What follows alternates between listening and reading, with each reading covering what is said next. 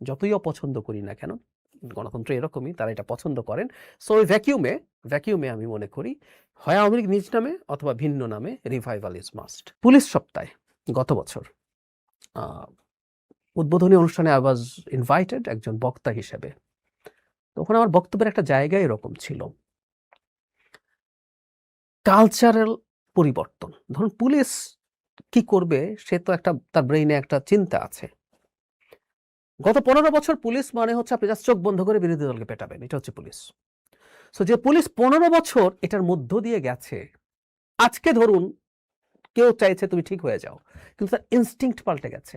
বা সে অসীম ক্ষমতাধর হয়ে হয়ে গেছে এবং ইনস্টিংক্ট পাল্টে। আপনাকে পেটাতে আপনার আগে মনে হতো এতটুকু টলারেট করব, তারপর আমি বল প্রয়োগ করতে শুরু করব।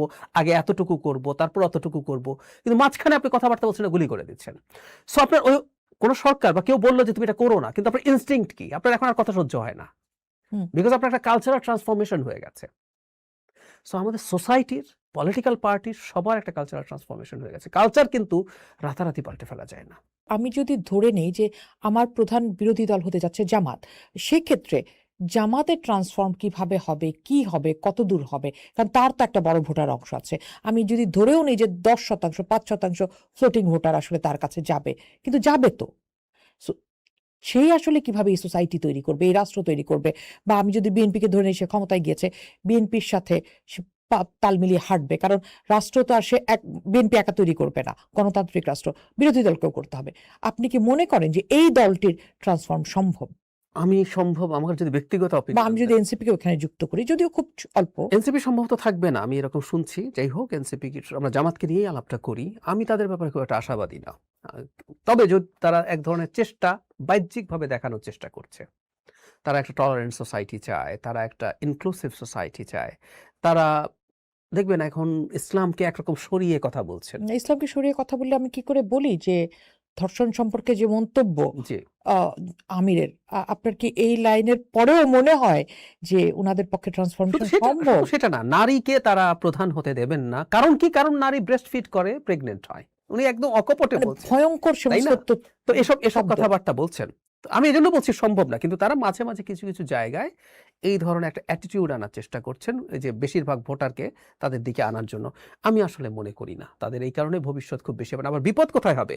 তারা যদি এই জায়গা থেকে সরে পুরোপুরি একটা সেন্টার রাইট ধরনের দল হতে যান, তাদের এত বছর যে তারা এক ধরনের ইসলামী শাসন কায়েম করার জন্য বলবেন যে ভোটার বেস তৈরি করেছে, সেটা আবার তারা হারাবেন। তাহলে তো একটা ভ্যাকুয়াম তৈরি হবে জনাব জি। সাইদুর রহমান। সেই ভ্যাকুয়ামটা আসলে কারা কাজে লাগাবে, কিভাবে কাজে লাগাবে? এবং একই সাথে জানতে চাই, আম, আওয়ামী লীগের সেখানে আসার কোনো সুযোগ আছে কিনা, আসতে দেওয়া উচিত কিনা? আহ আমি খুব চেয়েছিলাম এনসিপি যখন তৈরি হয়, আমি একটা কলাম লিখেছি এটা নিয়ে যে বিএনপির একটা বিরোধী দল লাগবে। হুম। যারা বিএনপি করেন তাদেরও চাওয়া উচিত BNP must be on challenge. Challenge ছাড়া ডেমোক্রেসি কাজ করে না, নষ্ট হয়ে যায়, দল ধ্বংস হবেই, সে অটোক্র্যাট হয়ে উঠবে। তো অপশন হচ্ছে জামাত আর আওয়ামী লীগ। আমি চাইছিলাম যে এনসিপি যদি খুব দ্রুত তৈরি হতে পারে ভালো, কিন্তু আমি এনসিপির আসলে আর তেমন কোনো সম্ভাবনা দেখি না যে শর্ট বা মিড টার্মে তারা কিছু করবে। তাহলে অপশন হচ্ছে আওয়ামী লীগ। জামাতকে মানুষ তার অপশন হিসাবে নেবে আমার মনে হয় না। এখন আওয়ামী লীগকে ছাড় দেওয়া উচিত কিনা এটা একটা মানে গুরুতর প্রশ্ন। কারণ হলো আমরা যদি কোর্টে যাই তাহলে প্রাথমিকভাবে কথাটা হচ্ছে আমরা কিন্তু একটা বিচার মানছি। হুম। মানে কোর্ট ডিসাইড করবে আওয়ামী লীগ দল হিসাবে থাকবে কি থাকবে না। যদি সে মানবতা বিরোধী অপরাধে দল হিসাবে ইনভলভ থাকে তাহলে তার নিবন্ধন বাতিল ফরএভার হয়ে যেতে পারে। সেটা একটা অপশন। আমি যখন কোর্টের সিদ্ধান্ত মানি তখন আমি তাকে এমনি ছেড়ে দিতে পারি। আরেকটা হতে পারে সরকার বা আমরা সমাজে এই জনমত তৈরি হলো যে না আমরা মানে মামলাটাই উইথড্র করে নেব।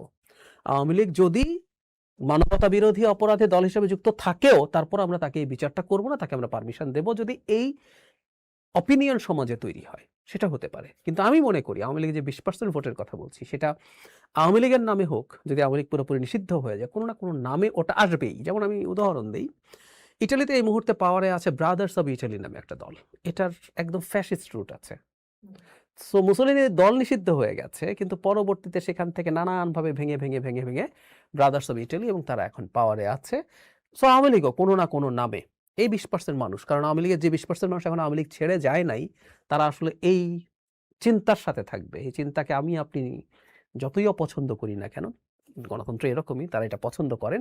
সো ওই ভ্যাকিউমে আমি মনে করি হয় আওয়ামী লীগ নিজ নামে অথবা ভিন্ন নামে রিভাইভাল ইজ মাস্ট।